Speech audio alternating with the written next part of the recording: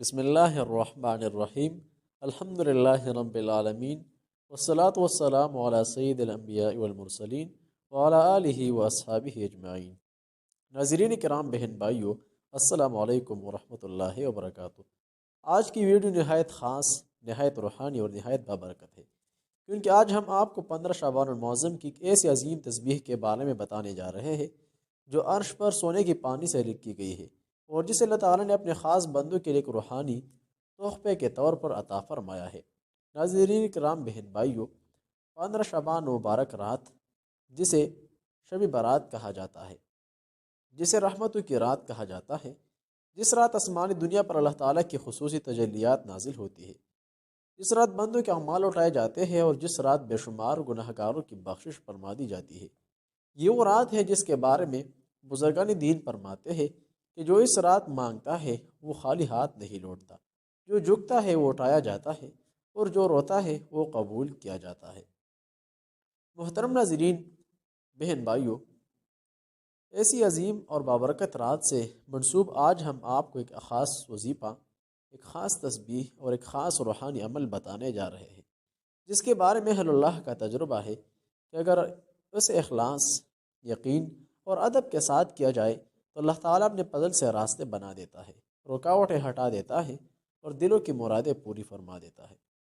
یہ تسبیح کسی عام جگہ کی نہیں، یہ تسبیح اولیاء اللہ کے عرش پر سونے کے پانی سے لکھی گئی ہے، جس پر درود سلام کی خوشبو بسی ہوئی ہے، جس پر ذکر الہی کی مہر ثبوت ہے، اور جس پر اللہ کی خاص ناموں کا نور جھلکتا ہے۔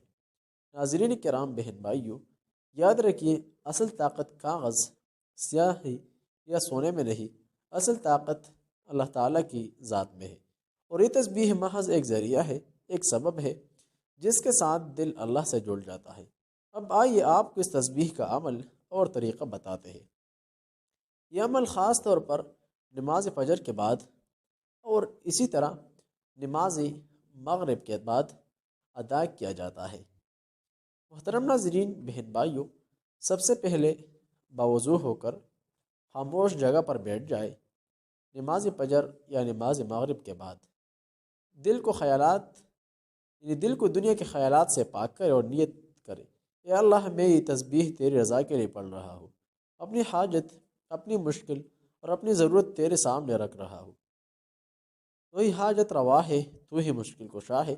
اس کے بعد 3 مرتبہ درود ابراہیمی، پھر ایک مکمل تسبیح لا حول ولا قوت الا باللہ 100 مرتبہ پڑھے، اور حسبنا اللہ و نعم الوکیل 100 مرتبہ پڑھے، اور آخر میں 3 بار درود ابراہیمی اسی طرح پڑھے۔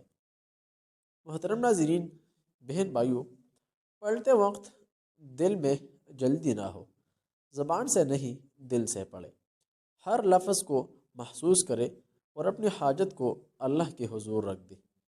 اہل اللہ فرماتے ہیں کہ جو شخص اس تسبیح کو 5 وقت کی نماز کا پابند ہو کر فجر اور مغرب کے بعد پڑھتا ہے، اللہ تعالیٰ اس کے لیے ایسے اسباب پیدا فرما دیتا ہے جن کا اسے گمان بھی نہیں ہوتا۔ کوئی رزق کی تنگی میں ہو، کوئی قرض میں جھگڑا ہو، اسی طرح کوئی رشتوں کی پریشانی مبتلا ہو، کوئی بیماری سے نڈال ہو، یا کوئی اولاد کی نعمت کے لیے تڑپ رہا ہو، جب وہ بندہ ٹوٹے دل کے ساتھ رب کے حضور در میں جھکتا ہے تو رب ذوالجلال فرماتا ہے، میں ہی تو ہوں جو پکارنے والے کی پکار سنتا ہوں۔ ناظرین کرام، بہن بھائیو، یہ تسبیح کوئی جادو نہیں، یہ کوئی تعویذ نہیں، یہ محض ایک ذکر الہی کا وسیلہ ہے۔ بس یقین کے ساتھ صبر و شکر شرط ہے۔ یاد رکھیے، اللہ تعالیٰ تاخیر کر سکتا ہے مگر انکار نہیں کر سکتا۔ وہ بہتر وقت پر بہترین انداز میں بہتر عطا فرماتا ہے۔ آخر میں تمام بہن بھائیوں کے لیے آپ سب سے گزارش کروں گا کہ اس ویڈیو کو آخر تک دیکھیے، لائک ضرور کریں، اپنے پیاروں کے ساتھ شیئر کریں، چینل کو سبسکرائب کر کے بیل آئیکن دبائیے تاکہ مزید ایسی ہی روحانی، بابرکت اور اصلاحی ویڈیو آپ تک پہنچتی رہے۔ اللہ تعالی ہم سب کو، تمام بہن بھائیوں کو شعبان المعظم کی برکتوں سے مالا مال فرمائیے۔ ہمارے دعاؤں کو قبول فرمائیے اور ہمیں اپنا قرب عطا فرمائیے، آمین یا رب العالمین۔ جہاں بھی رہے خوش رہے، سلامت رہے۔ یہ دونوں وظائف نماز مغرب اور نماز فجر کے بعد ضرور پڑھیں۔ السلام علیکم ورحمۃ اللہ وبرکاتہ۔